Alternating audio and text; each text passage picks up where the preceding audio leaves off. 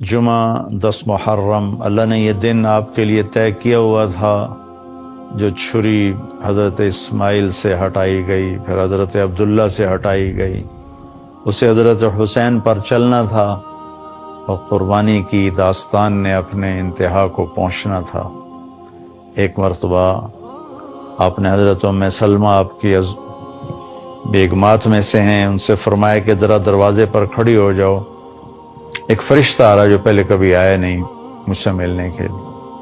وہ دروازے پہ کھڑی ہو گئیں، اتنے میں کہیں سے حسین کھیلتے ہوئے آئے، بس ام سلمہ کے روکتے روکتے بھاگ کے اندر چلے گئے۔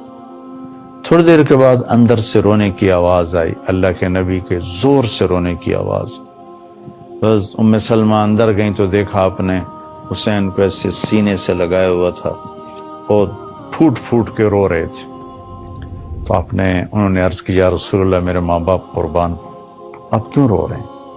فرمایا کہ یہ فرشتہ جو آیا تھا وہ یہ بتا کر گیا ہے کہ میرے اس بچے کو میری امت قتل کر دے گی، مجھے وہ زمین دکھائی ہے جہاں پر اس کا خون گرے گا، وہ مٹی دکھائی ہے۔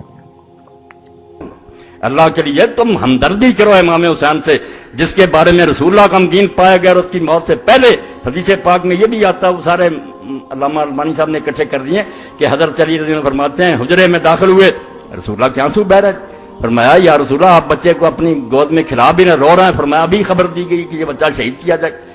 آپ نے کبھی نام نہیں لیا، ان حدیثوں کا حوالہ نہیں دیا، اتنا بغض اور کینہ ہے کہ تاریخی جھوٹ۔ امام زین العابدین ساری رات رویا کرتے تھے۔ ان کے ایک خادم نے کہا، حضرت آپ ساری رات کیوں روتے؟ سوتے ہی نہیں، ساری رات روتے رہتے۔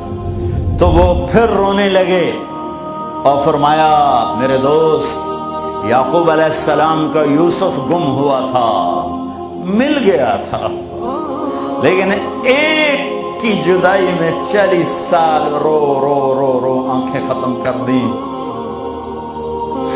میں نے ان آنکھوں سے سارے گھر کو ذبح ہوتے دیکھا۔